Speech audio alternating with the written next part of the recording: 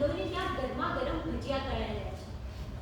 એવામાં એક છોકરો દોડતો દોડતો આવે છે। શ્યામજીભાઈ, સુખાગરના પરગુડાએ અફીણ પીધું। અરે ઓ ધમા પસાર અમાવાસી કમરા કાકી જટ હાલો। જોતામાં ગામ આખામાં ગોપીરો થઈ ગયો। સુખાગોરની ખડકીમાં માણસો ઠાસો ઠાસ ભરાઈ ગયા। ડેલીની બહાર પણ કુતૂહલ પ્રિય લોકોનું ખાસું ટોળું જમા થઈ ગયું। અંબા ગોરાણીએ ધ્રુસકે છાતી ફાટ ઉદન કર્યું ને શ્યામજીભાઈએ હાકલ કરી। એમ રોવાથી કાંઈ ન વળે ગોરાણીમાં, જટ તેલ લાવો તેલ, ઘરમાં જેટલું તેલ હોય ને બધું હાજર કરી દો, અબખડી ઉલટી કરાવીને અફીણ ઉકાવી નાખીએ। પરગજુ પડોશીઓ અંબા ગોરાણીને આશ્વાસન આપતા જતા।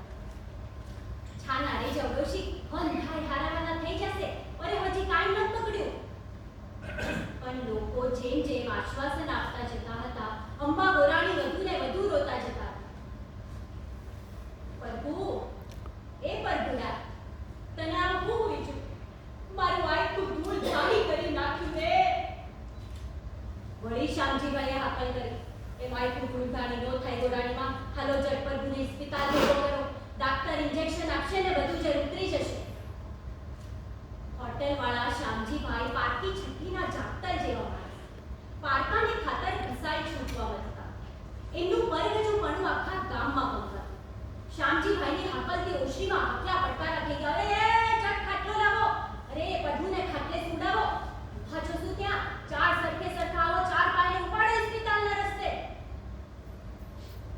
પ્રભુને ખાટલે સુડાવવામાં ચાર લોટકા ખેડૂતોએ કાંધ કરી, આગળ પ્રભુનો ખાટલો ને પાછળ ગામ લોકોનું ટોળું ચાલ્યું ઇસ્પિતાલના રસ્તે, ને સૌની પાછળ લાકડીના ટેકે અંબા ગોરાણી રોતા રોતા ચાલ્યા। એ આખું હાલરું જ્યારે ઊભી બજાર લીધીને નીકળ્યું ત્યારે જેમને ખબર નહોતી એમને પણ ખબર પડી ગઈ। રામ રહ્યો, સુખાગરના પરગુડાએ અફીણ પીધું, અરે અફીણ ન પીએ તો હું કરે, રાતું કાવડ્યું કમાતું નહોતું, જિંદગી કંટાળો હશે। બજારમાં ભદ્ર વર્ગના લોકો ભર પેટ આવી પંચાયત કરીએ જતા ને ત્યારે ઇસ્પિતાલની ઓશરીમાં બેઠેલા લોકો અંબા ડોશીની દયા હતા। અરે અરુણે ગુંડા ધારા કરી ડોશીનું જીવતા રોડી નાખ્યું। બે જીવીને શું કરસ, રાતું કાવડ્યું કમાતું નહોતું, હવારું ચડે તો હાંજની ચિંતા જેવું હતું ને માથાના વાળ જેટલું તો કરજ થઈ ગયું હતું। ચાલો જિંદગીથી કંટાળ્યો હશે, જીવ આપી દેવો કોને વાલો।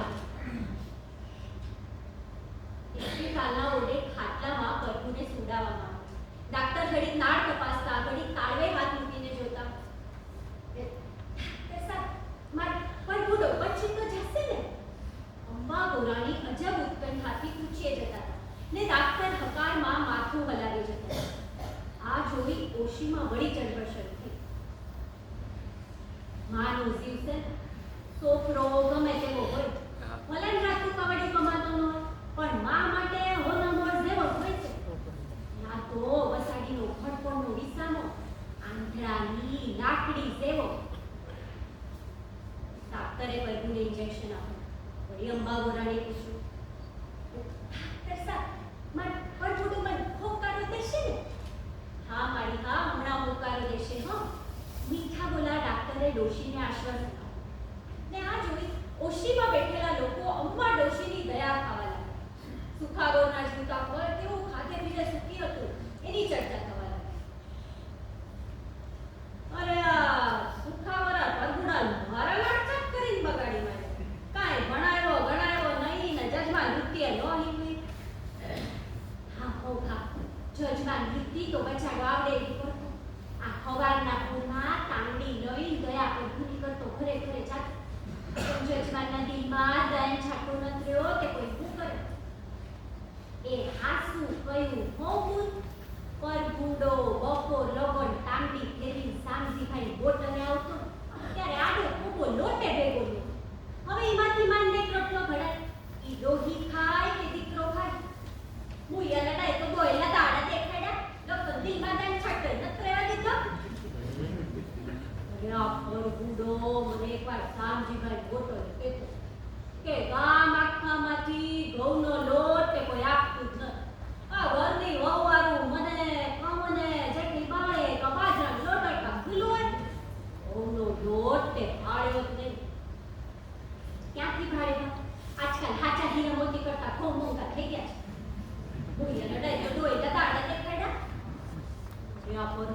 કહેતો હતો કે તો ઘઉંની રોટલીનો અવાજ જ હચોડો ભૂલી ગયો છે. ડાક્ટરે પરભુને બીજું ઇન્જેક્શન આપ્યું. વળી અંબા ગોરાણીએ પૂછ્યું, ડાક્ટર સાહેબ માર પરભુને સુવાને થઈ જશે ને? હા માડી હા, જરા ધીરજ રાખશો ને તો સૌ સારાવાના થશે. મીઠા બોલા ડાક્ટરે ડોશીને ફરી આશ્વાસન. પણ માના શંકાશીલ હૃદયને એ આશ્વાસનમાં શ્રદ્ધા બેઠી હોય એવું લાગ્યું. ને આ જોઈ ઓશીમાં વળી ચળવળ શરૂ થઈ. લાગી છે અપીનો ગેરકમાં પી ગઈ. મકરાટ ઇન્જેક્શનની અસર કાનો થાય? લો ત્યારે તમને નથી ખબર? અરા પરબુડો આવી પેઠે તોલોય કપીને ઘોડીને પી ગયો.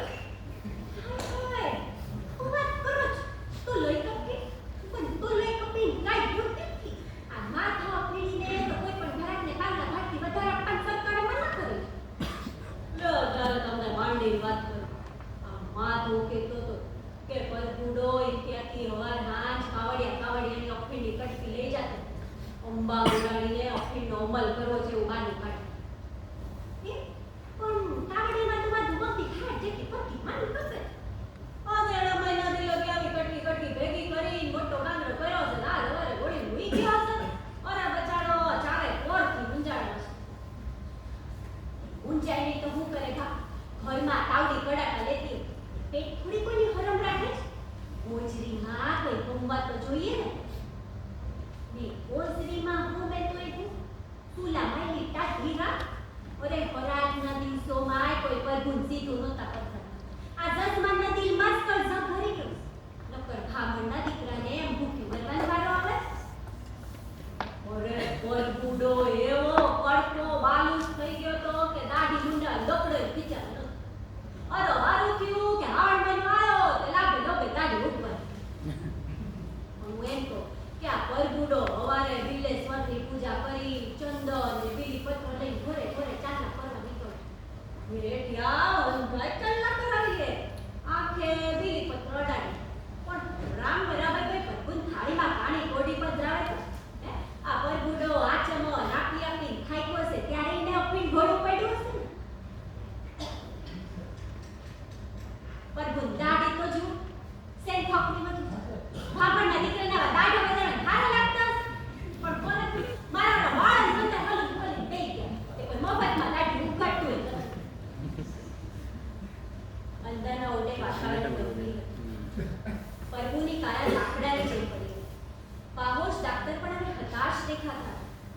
એ જોઈ અંબા ડોશીનો જીવતદાન થઈ ગયો. ડાક્ટર સાહેબ માર પરબુડા એકવાર હોકારો ભણાવી દેશો?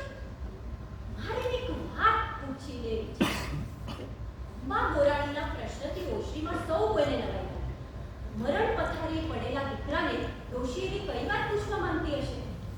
અરે બેન બંધો તો ના 1000 કામ હોય. આ અકાળે હાલે જાય છે તો બતરથી વાત પૂછવા રહી ગઈ હશે. ડાક્ટર હવે ખરેખર મૂંઝાયા. એમને સમજાઈ ગયું હતું કે છોકરાએ સારા એવા પ્રમાણમાં આપી દીધું છે. એટલે જ તો ઇન્જેક્શનની અસર થતી નથી. એ છતાં ડાક્ટરે ઉલટી કરાવવાના ઘણા પ્રયત્ન કર્યા. પણ બધા જ વ્યર્થ. હવે અંબા ગોરાણી ડાક્ટરની સામે હાથ જોડીને ટગરવા લાગી. ડાક્ટર સાહેબ માર પરબુડાને એકવાર હોકારો ભણાવી દે. તમાર બહુ મોટો પાર. છોકરો જીવે કે ન જીવે ની આપણા હાથની વાત ન. એના અંજળ પાણી આવી જાય છે તો કોઈ આનો હાથ દેવા નથી જવાનું. એક વાતનો હોકારો ભણાવી દે ને તમાર જેવો ભલો ભગવાન. અંબા ગોરાણીની એક વાતની વાતે ઓશરીમાં સૌ કોઈના મનમાં કુતૂહલ જન્માવ્યું. એવી તે કઈ વાત ડોશી પૂછવા માંગતી હશે? કોઈ નાણાં વિષયક વાત હશે, કોઈ ઊંચી ઉધારની વાત હશે, કોઈ મેલમુખની વાત હશે. આવા કરુણ પ્રસંગે પણ ઓશરીમાં કોઈને ટેખળ સૂચી. અરે મેલમાં મૂકવા જેવું બુકડી બારે ઘરમાં પતું. આખો દિવસ તો ઘરમાં ઉંદર આટા પાટા રમતા. લોટની તાંબડી ખોબે નાખવાની ખડીઓ ક્યાં મેળ્યો હશે ને કૂતરાને લઈ ગયો હશે. હા ના આવે મન તો લાગોસ ઓફીન ગોળીન વાટકી ક્યાં મેલી હશે ને કૂતરાને લઈ ગયો હશે. ઓશરીમાં હસામસ ચાલ્યો. એક તરફ હાસ્ય ને એક તરફ હાન્ય બંને સાથે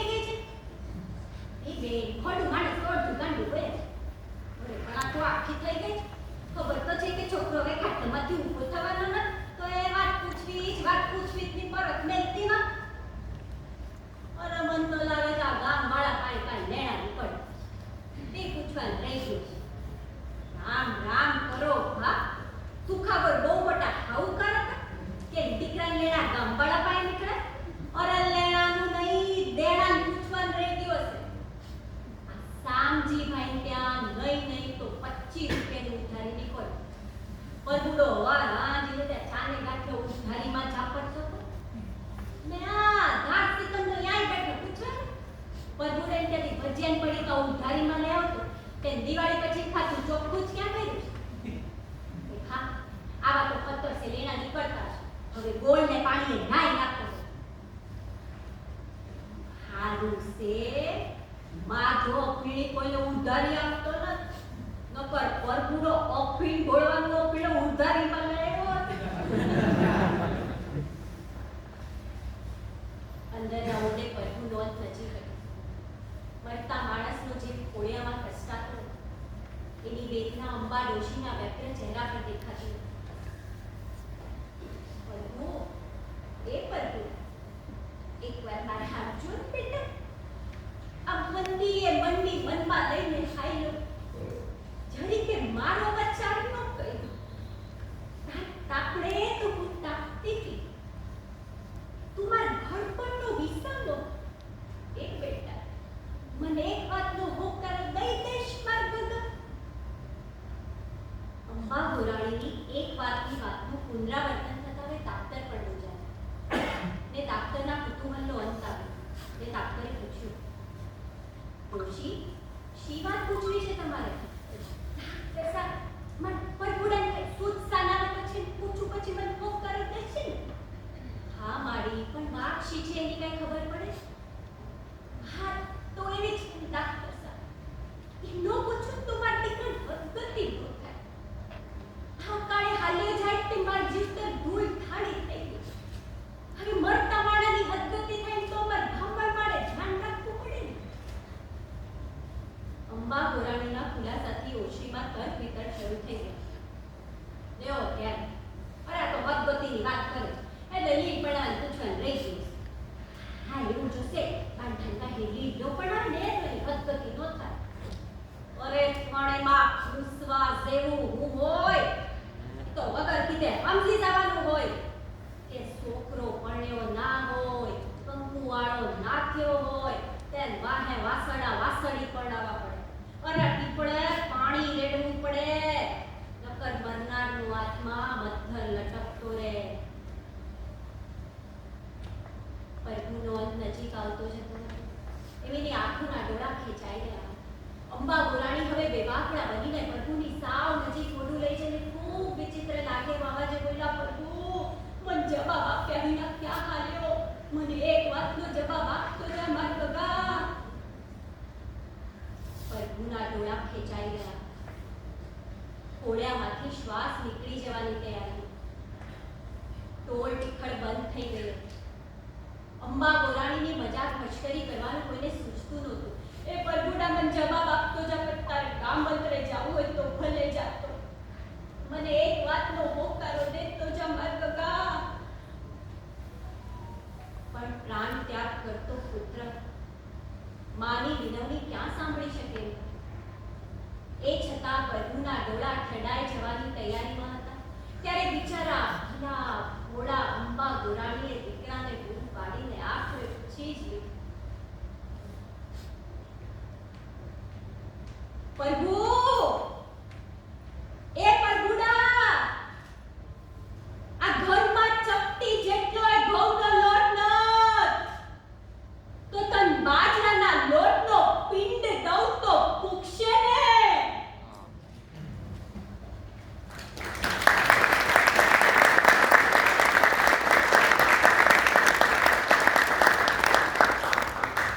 પ્રાણ પંખે ઉડી જતા નિશ્ચેતન બની ગયેલા પ્રભુની પાપણ આપમેળ વિડાઈ. ને વિડાયેલી પાપણ બિચારા ભલા ભોળા અંબા ગોરાણીએ પોતાના પ્રશ્નનો હકારમાં હોકારો ગણી લીધો. હવે ઓશ્રીમાં કોઈને કશું જ બોલવાના પ્રશ્નો. આ છે મારી વેદના. એક તરફ દીકરો પ્રાણ ત્યાગ કરે છે અને બીજી તરફ એની સદગતિ માટે ઘરમાં ચપટી જેટલોય ઘઉંનો લોટ નથી. ને ગામડું હોય કે શહેર, ટોળું મળી જાય છે માણસાઈ